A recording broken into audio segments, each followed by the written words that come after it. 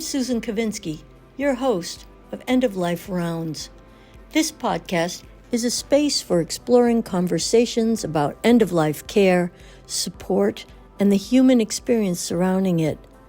Through each episode, we aim to bring clarity, perspective, and a deeper understanding of what this stage of life can look like. End of Life Rounds is brought to you by Golden Gate Hospice Care, where care extends beyond medicine to support patients and families in a more thoughtful, human way.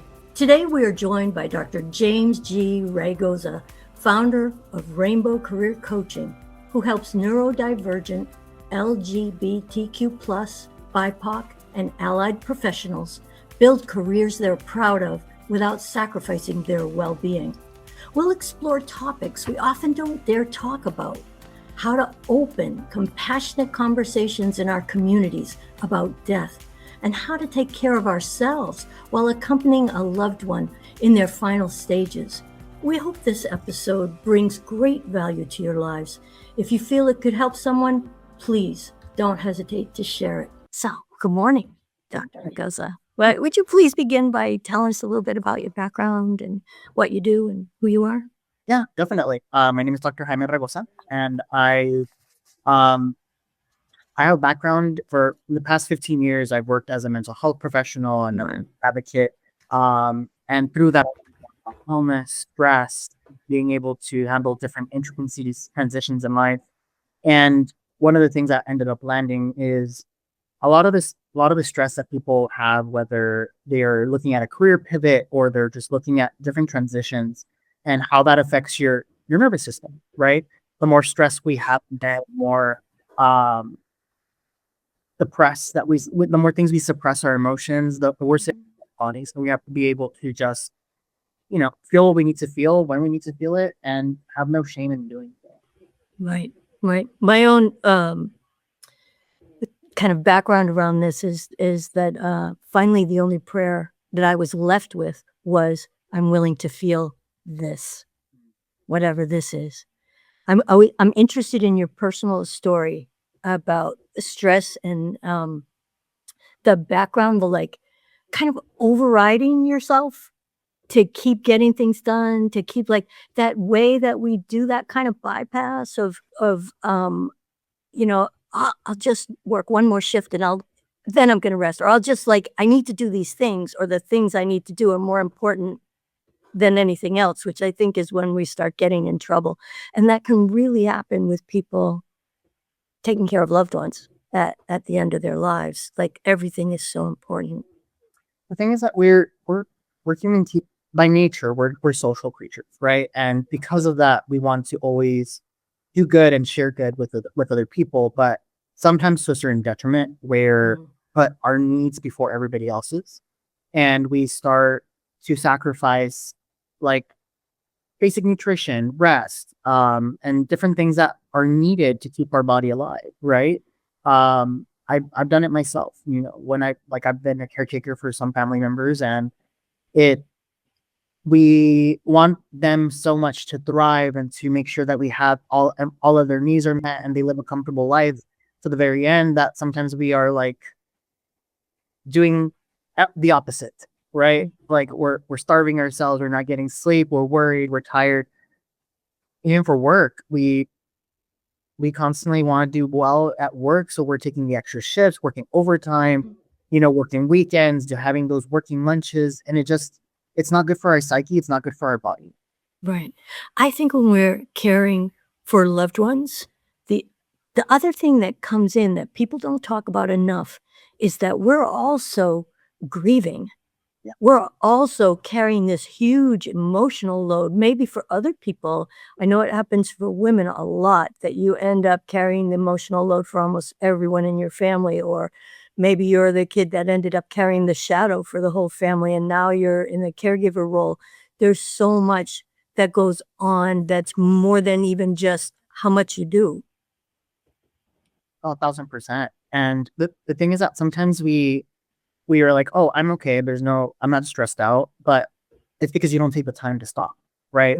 We want to keep going, keep working, because as long as we're doing something, keeping our mind busy, we're not grieving. We're not Right. in reality. We are pushing it away. We're avoiding from it. But it all really happens that once you have that moment of silence where it just hits us like a truck. Mhm. Yeah, and I think that's almost like the doorway to open up these deeper conversations when it's possible, you know, that that vulnerability and authenticity that comes through, that even just admitting I can't do it all by myself, you know, that I can't carry the load of taking care of the younger kids and taking care of the old people and working and to just be able to admit that opens a door for a lot of possibilities that didn't exist before. And that's one of the hardest things that I have to like do in my job is having people admit that asking for help is not weakness. Right. You know, having it really does take a village for you to do it. And it's the people around you that care about you that want you to lean in with them when in the times of need. But I think in our society we're conditioned that we have to do everything alone. Right. We have to succeed alone. If not, it doesn't count for some reason. You know? Like Right. that's regardless. As though it's even possible to succeed alone, which honestly, I more and more don't think that it is. I mean, we love in our culture this story of the heroic tech billionaire who started his business in his garage and built it to a multi-billion-dollar company all by himself. It's like it's such a fantasy that we seem to love because it's a story that's repeated over and over again. But it is not possible to build those things by yourself. It's like impossible. But even then, it's like those are fault are not it's not like a complete lie, but there's omissions, right? Because even that tech person in their garage had their best friend that leaned on during the hard times when they doubted themselves. Or, you know, that person that said, you can do this, or even planted that seed that this is even possible for them. But I also think that the professionals, the people they hired, the people who work for them, the engineering staff, the whole like all those people Yep. are making it possible. They're just not getting credit. And so when you get to like the end of life care, the whole idea around hospice is that you don't have to do it yourself. Mm. That professionals can come in, people can come in. There isn't a time when we do things by ourselves, really. You know, if you take I don't care who you wanna call a genius, but if you take away the employees, there's nothing left. No, no, Nothing. nope. So doing it by yourself is kind of this weird, individualism that we seem to carry in this culture, that somehow you're gonna be the rock for other people. I'm really curious about, your affiliation with the LGBTQ plus and BIPOC communities and how this, like, specifically impacts those communities. Yeah. It's hard because kind of going back in that aspect, it's like part of our culture for a lot of BIPOC cultures, it's family is everything, and you have Mhm. to lean into that community. But here in the United States, it's like the American culture is very contradicted to that, where it's like, no, you should be independent. You shouldn't lean on your family. If you get everything done by your family, then you're weak. So it's that constant stress of, should I do this alone or should I like kind of like go in that aspect?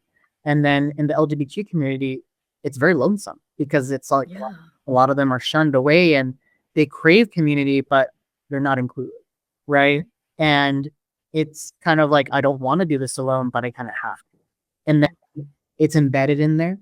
And a lot of the clients that a lot I work with, they're no longer in that surviving mentality where it's like I'm by myself. They built something really good now. They have friends, they have family, they have loved ones, but they're still ingrained in condition that I've done this all myself by myself thus far. I have to continue doing it by myself. And it's like I'm learning that. It's like, okay, you went from survival, you know, like surviving to thriving, but you're still acting like you're surviving. Needs to switch Mm. mentality and really doing that because what happens when we get sick, right? Let's say that we do get a diagnosis that we can't come back from. And those are you can't just do it by yourself. Right. You have to be able to stick with your loved ones, get them involved, like one of the things that I hear over and over and over again, I want to burden them with my because I don't want to depress them. I don't want, but in a way, I'm like, you're kind of being selfish because you're not allowing them to be there in the time that they want to be there. Yeah. Yeah.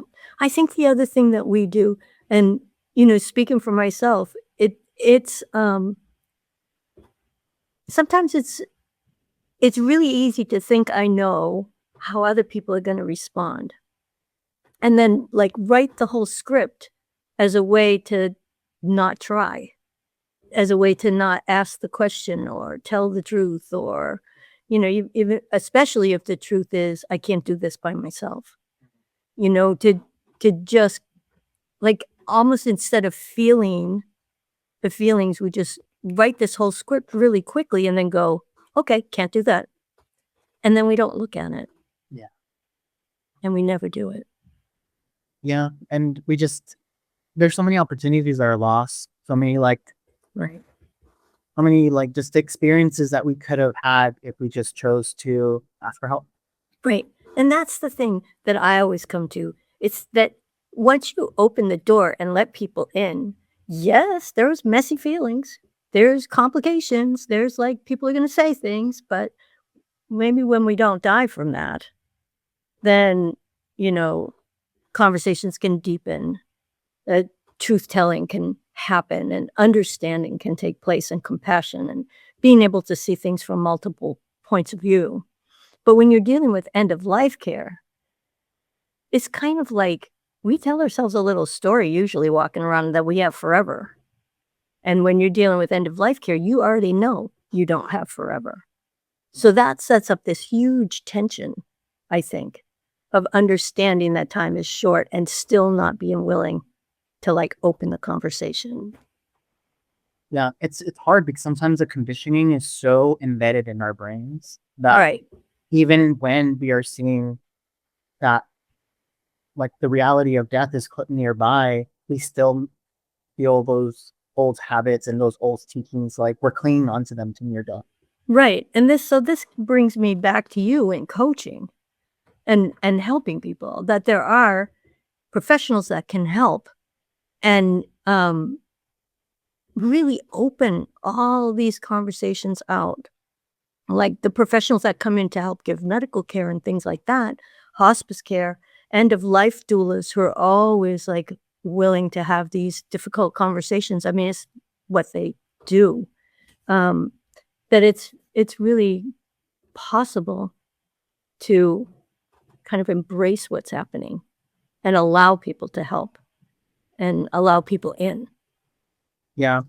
And everybody has different approaches. And I know other Mhm. coaches that do like different areas of wellness. My philosophy is unique in the sense that I lean into joy. I lean into love.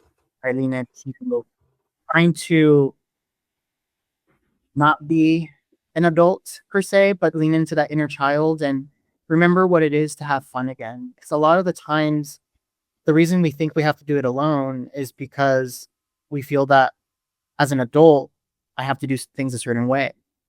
You lean into that inner child. How many times did you just not make best friends with the person just because you had the same food on, or because they, you know, like the same candy that you did, whatever it is, and then just going to those fundamentals of networking, being able to lean into the joy, lean into the fantastic life that we live, and just being in the here and the now, right? Mm.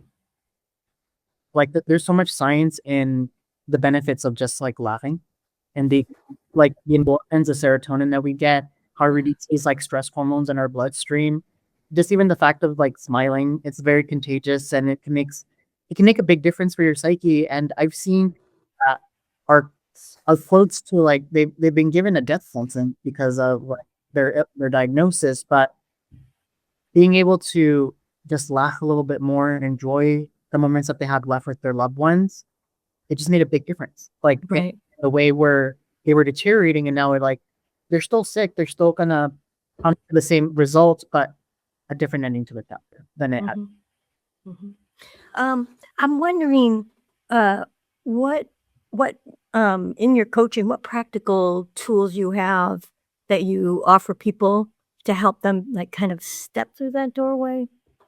Yeah. So a lot of it is I call it the past, future, and present me. So a lot of it is trying to understand what habits, what mindsets we learned from when we were a child. What are we still clinging on to in the present tense, and where do we want to go? Because the more connected we are with the future version of who we want to be, the more aligned we are to change our habits. Because it all comes back to why am I doing it? If the why is strong enough, you will want to pivot and change into the version that you want to be. Right. So a lot of it is that self discovery, which can be hard for some people. Mhm. We surprised how many people. I'm like, so what do you like? And they're like, what do you mean? Like, and I was like, so what is it that makes you you? What are things you do for fun? And they're like, I'm a boring person. And I was like, what do you mean? I just gotta go to work, come home, and that's it. And I was like, so what you're telling me is that you haven't really taken time to get to know who you are. So if you don't know who you are, how do you expect to change the things that you don't like? We're really good at pointing out things we don't like about ourselves, but what do we like about ourselves? Mhm. What are things that we want to do? Like what makes us us? And the more we learn those like little details about ourselves, the better we are to discover where we want to go, the kind of life we want to do, and we go from autopilot to intentionality. Mhm. Mhm. So, what are some intentions people might have around providing kind of end of life care for family, for people that they love, family and chosen family? Like, why would they want to do that? No, I'm how would the intentionality help you Oh, okay. in that circumstance? Because that circumstance, a lot of times it has, uh, in it everything that you've been avoiding is, like, right there in an unavoidable way, because having a loved one who's dying, brings up every family dynamic. It brings up, um, all the things you don't wanna feel, don't maybe even don't wanna do, and yet it doesn't go anywhere. Like, you can't ignore it. Yeah, so that's like a really good question. So by adding intentions, like even just asking yourself, what is the purpose of me doing this? Mhm. Am I doing this because I have to? Because it's my loved one and that's just a responsibility that I need to do? Or is it I'm doing this because I care for this person? I'm trying to show them thanks and respect for everything that they've done while they've been part of my life. And this is the contribution I can do, show my love, my compassion for them. If my intention is to try to make these last moments count, not only taking care of them, but easing their last few days together, then you do things differently, right? Because maybe you instead of just showing up, taking care of their basic needs, and then leaving, maybe you are adding activities. Maybe you are, reminiscing together. Maybe you are trying to do their favorite activities along with yours together. It just adds a different level of intention and joy to the process. That Mhm. yep, there's two sides of the coin. You're gonna feel sad regardless. You're gonna feel grief regardless. But knowing that the dichotomy of happiness and grief can live together at the same time, Yes. Yes. you can celebrate And and grieve. yes, and so often people who are the focal point for this kind of end of life care, where you maybe have hospice coming in, you have professionals coming in, but you also have family coming in, and every single one of those people could have a complicated relationship with not just the person who's dying, but also with you. So, I don't know, it seems to me like having a strong intention would be, like, maybe the way to get through that. Definitely. Because let's say that there's a family feud, right, with certain family members, but they really want to come to pay their respects. Mhm.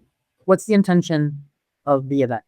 Is it for us to, you know, squash the feud, or is it just to let bygones be bygones for the day and then just celebrate the moment together? If you set that intention, you'll correct your behaviors to not fall into the wrong thing. We're not going to let our pride get in the way or other type of things. It's like, what is the purpose of us being here? And let's try to stick with that group. Hmm, that makes sense to me. I think attention is such a powerful tool. Um, even when I set an intention and forget about it, and then go into a circumstance, I can look in hindsight and see how that intention was kind of driving the ship, even when I wasn't necessarily paying attention to it. So if my intention in this circumstance is to love everybody, even the difficult personalities, or maybe especially the difficult personalities, then it goes a different way than if my intention is to have my point of view prevail. Mhm. Yeah.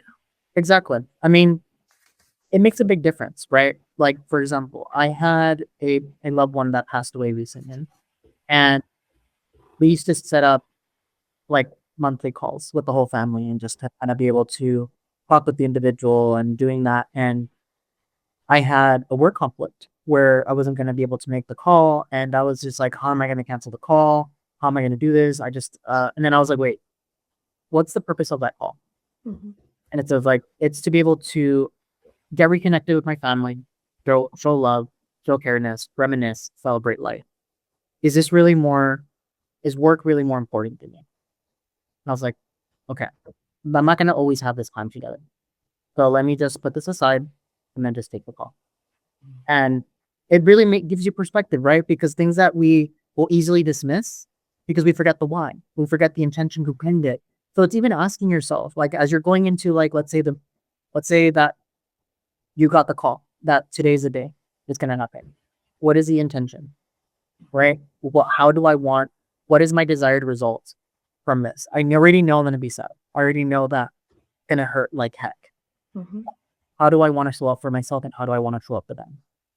And then you're able to align. Am I going to allow myself to feel today? Or am I going to bottle it up? But like, do I have to be strong today? Or can I be vulnerable? I think those questions are so important because I think a lot of times we're not really consciously choosing to bottle things up. No. We're just kind of doing an autopilot thing the way we've always done it, and also the way the culture kind of trains us to do it, because the culture doesn't often allow for messy feelings. Like, it just wants you to bottle stuff up. But if you don't, and I love that question when you said, what's my purpose for this? Is the same as saying, what's my intention? I mean, it's all different ways of getting at the same thing. And that's where I think death is such a great teacher, Mm-hmm. because what it teaches is the only thing that matters is love. Yeah. Everything else is just pressure. It's just additional. And maybe if you have the bandwidth for it, yes. But if you don't, then owning your no is just as important as owning your yes, as they like to say. And understanding that, every person's going to grieve differently. Every person's going to process differently. And if you feel that you're not ready for something that at that time, don't force yourself. Setting that intention. Being able to understand, okay, is this too soon for me to be able to show that vulnerability right now? You know, it's okay if you're the only one not crying in the day. Right. It's okay if you are that need to take a step back and to compose yourself before you return back in. But it's also communicating. It's Mhm. all, this is a little overwhelming for me. I'm gonna take a step out, Right. right? Rather than just going out and then other people would assume what's going on instead. Getting ahead of the narrative so that you get ahead once again, set the intention. Yeah. I think even that, being able to say, this is too much for me right now, is an opening that a lot of people will never even admit. So that's a beginning. Like, to be able to say, this is too much for me right now, is a cue to the other people in the room that something's a bit overwhelming. It's different than keeping the stone face and pretending like, even even in this space, I'm still okay. And I think we stop pretending. And the things that we have to be aware that our brain goes into survival mode. It's the very lizard like part Mhm. when in those type of situations because it goes into fight or flight. And our natural tendency is to move into anger, right? And we short circuit. We start becoming, you know, that stone face, or sometimes we get irritated, we get overwhelmed and overstimulated, and we may result in a way that we may act in a way that wasn't what we wanted to do, and that's where the miscommunications happen. But if you really allow yourself saying like, okay, I'm just not okay right now. I feel like I'm feeling very overwhelmed and I just don't have the capacity to do anything else. So when people come up to you and ask you certain things, being honest and vulnerable. I don't think I feel like if I do one more thing, I'm gonna explode. Right. I think this culture v values stoicism so much that it almost the only way to let go sometimes is to explode. To like, that's almost like sanctioned. Well, he just lost it or whatever. But I think you can open the door, even just a little crack, by saying, I'm overwhelmed right now, or I can't take anymore. Just that much can open the door and allow other people to come in.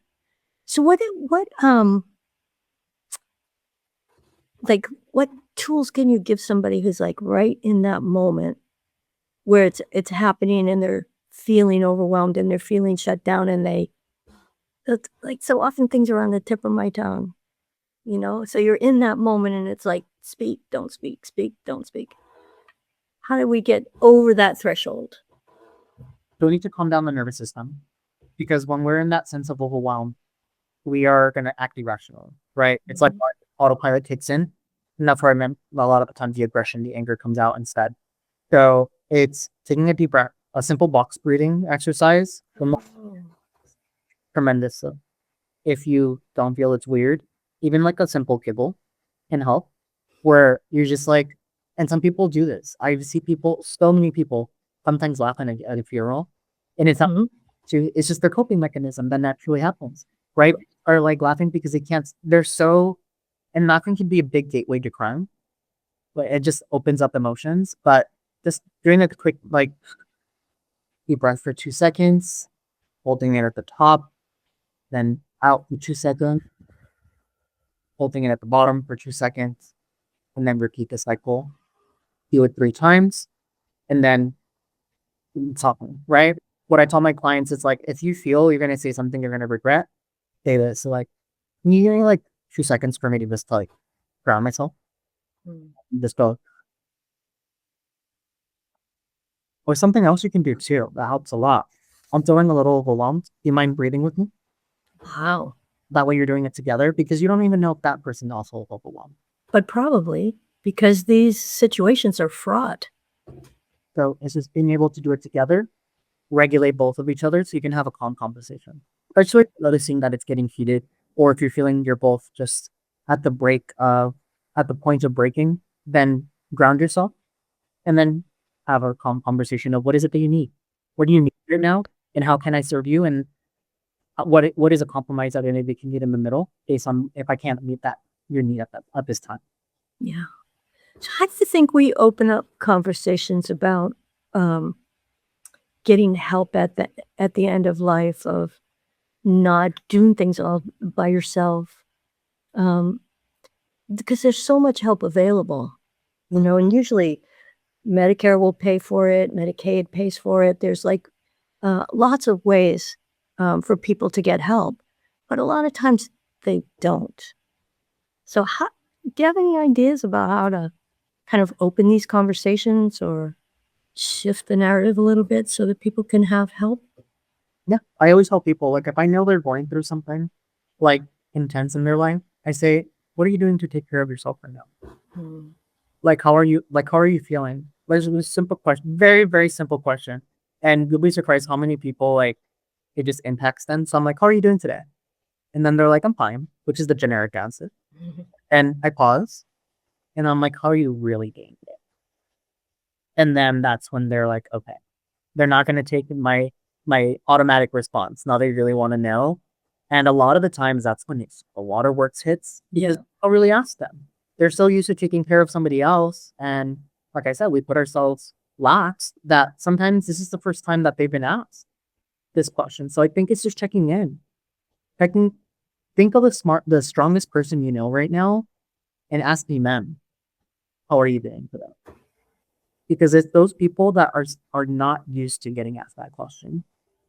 And if that person is taking care of the last steps with that individual, they're probably the ones that they think that they have to be the strongest and really hold it in.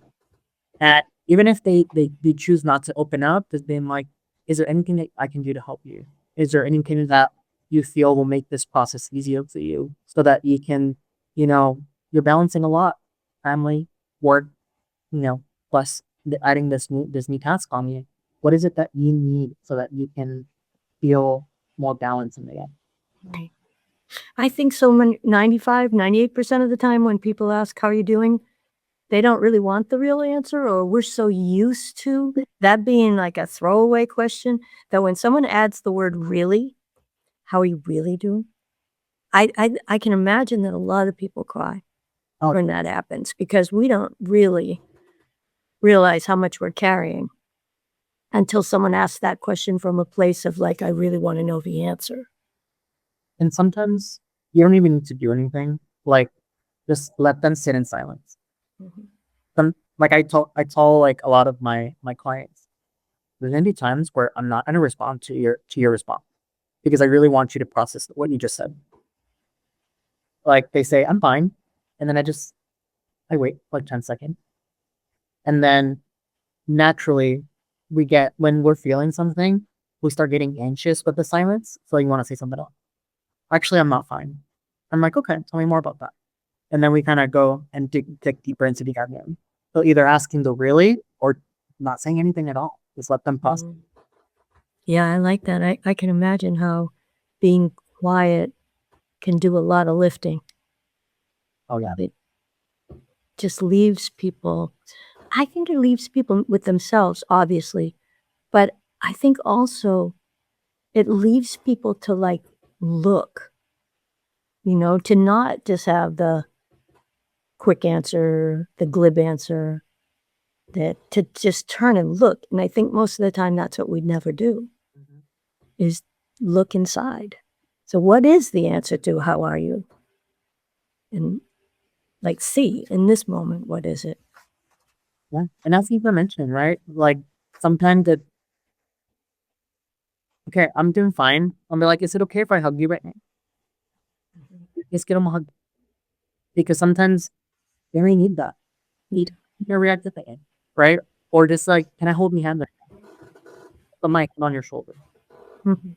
And it's something that dysregulates their nervous system because they're not, they're like, I need to hold it in, I need to hold it in, I need to hold it in. And that physical touch can sometimes just let everything off. Yeah, yeah. I think that's so important because when in just talking, like talk therapy, just talking, and how often you're talking about nervous system and body and all that, I think it's just so important that because bodies don't lie, but talking does. Yeah.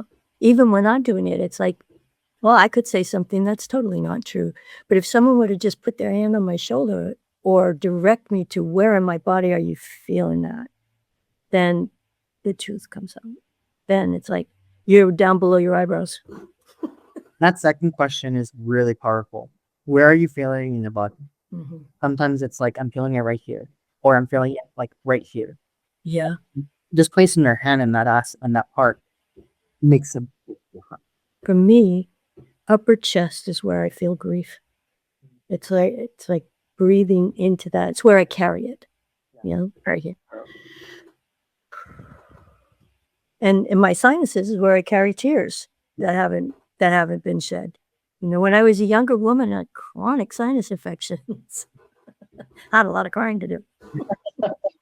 Yeah, I had so much like here and then here. Mhm. And Mhm.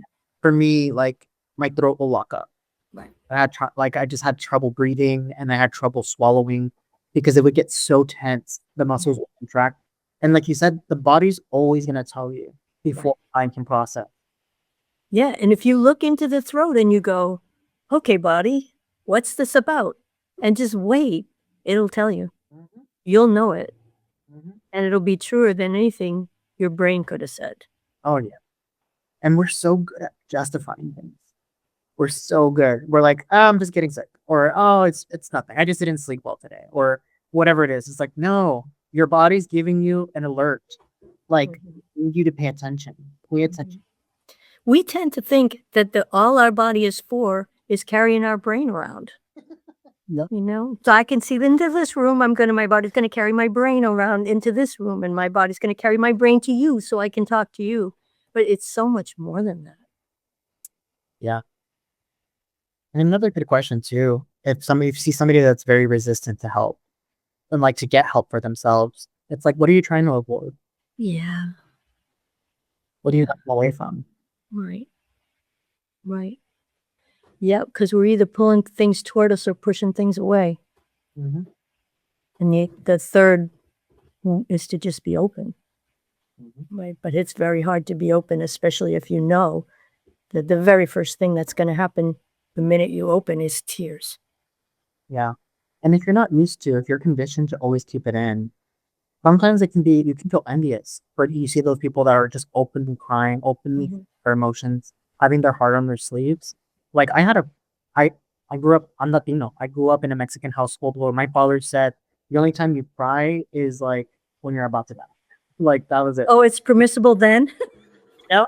And I was like, if in fact, if your hand got chopped off or whatever it Still is, no? like, like God, that's so hard. don't cry. So I always got ingrained, don't cry, don't cry, don't cry. And my mom is a very proud woman, but she always cried.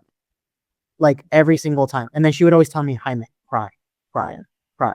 It's very gendered Yeah. how we deal with emotions. Yeah, I'm glad your mother was able to tell you how to cry. Oh yeah. And I think that's why I got stuck in my neck. And it wasn't Yeah. very much later, like I think in my early 30s, that I finally gave myself permission. Like, and it's because one of my really, really close uncles that pretty much I grew up with, as my second father, one would argue my first father, um, he passed away and my world just shattered. And I just could not hold it in. And that was like my breaking point. After that, it was just kind of like I could not hold anything. I would see a sad video on social media.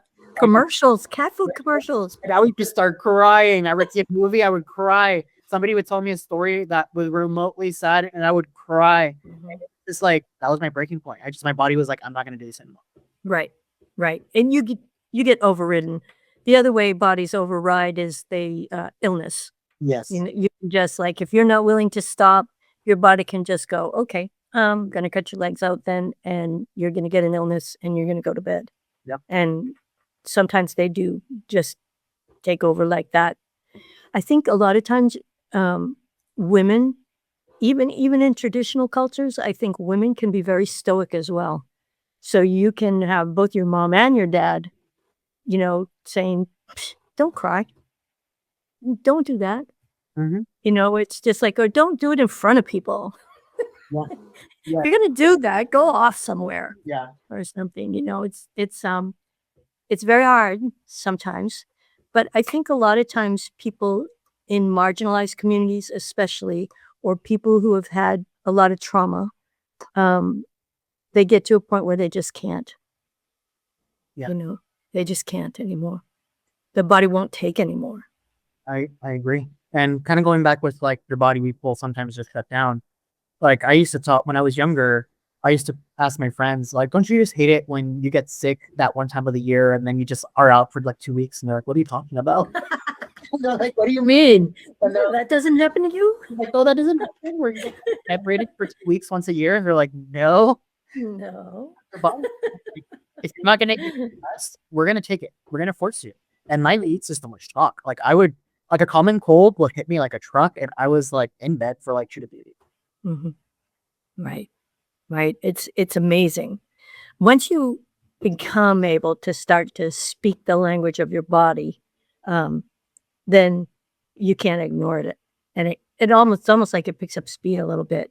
But it's looking out for you when it's doing that. Yeah. Yeah.